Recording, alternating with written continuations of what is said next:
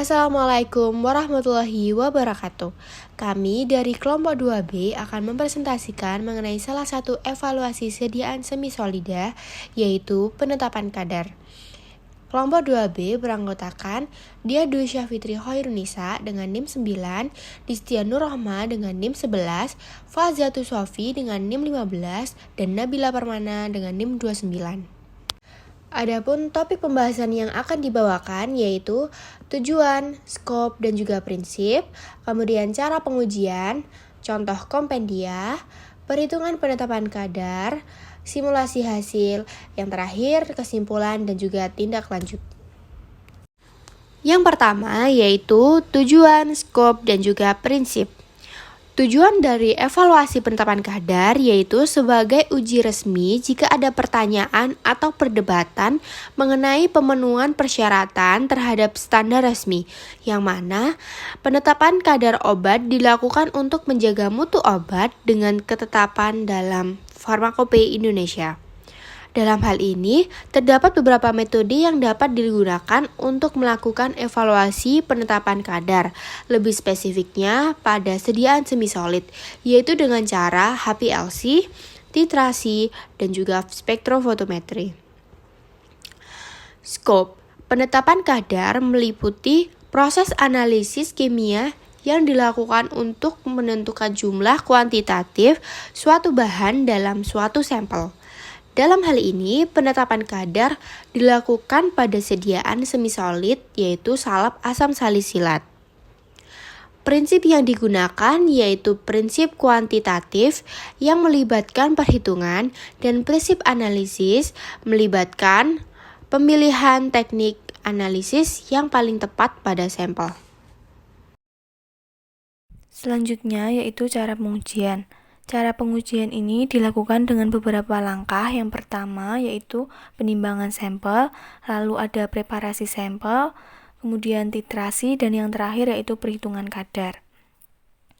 Penimbangan sampel dilakukan dengan menimbang salep yang setara dengan lebih kurang 0,25 gram asam salisilat yang kemudian sampel tersebut dilarutkan dalam 20 ml etanol P yang telah dinetralkan dengan merah fenol LP dan ditambahkan dengan 20 ml ether P. Setelah sampel tersebut dilarutkan, kemudian dilakukan proses titrasi, di mana proses titrasi ini menggunakan larutan natrium hidroksida 0,1 N. Selain itu, digunakan larutan merah fenol LP sebagai indikator. Setelah dilakukan proses titrasi, kemudian dilakukan perhitungan kadar asam salisilat dalam sediaan salep. Adapun contoh kompendia yang kami gunakan yaitu sampel sediaan semi-solid berupa salep asam salisilat. Dalam hal ini, penetapan kadar salep asam salisilat dilakukan dengan menggunakan metode titrasi, di mana dalam kompendia kadar tidak kurang dari 95% dan tidak lebih dari 105% dari jumlah yang tertera pada etiket. Dalam penetapan kadar salep asam salisilat atau salep 88 ini, metode yang digunakan yaitu titrasi asam basa, di mana prinsip dari metode titrasi asam basa adalah zat yang bersifat asam akan dititrasi dengan larutan yang bersifat basa yang sudah diketahui konsentrasinya. Selanjutnya, contoh kasusnya yaitu sebuah industri farmasi akan melakukan penetapan kadar asam salisilat 300 gram dengan menggunakan metode yang tertera pada kompendia, yaitu pada salep asam salisilat menggunakan metode titrasi. Dengan preparasi sampel diambil setara dengan lebih kurang 0,25 gram asam salisilat, kemudian dilarutkan dalam 20 ml etanol P yang telah dinetralkan dengan merah fenol LP dan ditambahkan 20 ml ether P. Kemudian dititrasi dengan larutan natrium hidroksida 0,1 N. Didapatkan volume titran 9,4 mili, 8,7 mili, dan 11,9 mili. Kemudian dihitung persen kadar yang diperoleh. Perhitungan pada penetapan kadar yang pertama yaitu massa NaOH dengan rumus gram per bobot molekul dikali 1000 per volume. Selanjutnya, massa asam salisilat dalam sampel dihitung dengan rumus V titran dibandingkan dengan V kesetaraan dikali massa asam salisilat. Dan yang terakhir, persen kadar asam salisilat dihitung dengan massa sampel asam salisilat per massa sediaan dikali 100%. Berikut merupakan simulasi hasil yang kita gunakan, yaitu berat sampel yang setara dengan 0,25 gram, yaitu diambil sebanyak 8 gram salep. Selanjutnya, volume NaOH 0,1 molar, yaitu dengan 50 ml, volume titran 10 ml, dan volume kesetaraan 26 ml. Perhitungan penetapan kadar berdasarkan kasus. Yang pertama yaitu perhitungan massa NaOH dalam pembuatan larutan 50 ml larutan, yaitu digunakan massa sebanyak 0,2 gram. Selanjutnya massa asam salisilat yang didapat dalam sampel 8 gram, yaitu dengan perbandingan volume titran dengan volume kesetaraan didapat 0,096 gram, yang berarti dalam 300 gram sampel didapat 3,6 gram. Selanjutnya perhitungan kadar, yaitu dengan perbandingan 3,6 gram dibanding dengan 300 gram dikali 100% didapat yaitu 1,2%.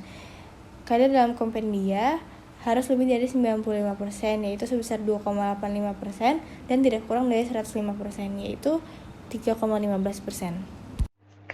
Selanjutnya yaitu adalah kesimpulan. Dari kasus ini dapat ditarik kesimpulan bahwa persyaratan kadar adalah salah satu tolak ukur dari kualitas suatu obat, di mana suatu obat akan maksimal dan optimal dalam memberikan efek farmakologinya jika kadar yang didapatkan sesuai dengan kadar yang ditentukan. Penetapan kadar suatu obat dilakukan untuk menjaga mutu obat sesuai dengan ketetapan Farmakopeia Indonesia. Hasil sediaan yang didapatkan pada contoh kasus tidak memenuhi standar Farmakopeia Indonesia. Hal ini menyebabkan salep tidak dapat digunakan dan efek farmakologinya tidak akan maksimal. Selanjutnya yaitu tindak lanjut. Pada kasus ini didapatkan bahwa tidak memenuhi syarat. Jika pada saat penetapan kadar tidak sesuai dengan kompendia atau Farmakopeia Indonesia, maka ada beberapa solusi yang bisa dilakukan, tergantung pada penyebabnya. Beberapa solusi yang dapat dilakukan yaitu memeriksa kembali metode analisis yang digunakan untuk penetapan kadar, memeriksa kembali bahan baku atau bahan kimia yang digunakan pada saat analisis, dan memeriksa kembali perhitungan dan pengukuran. Pastikan bahwa langkah pada pengukuran volume, pengukuran berat, dan perhitungan konsentrasi sudah benar.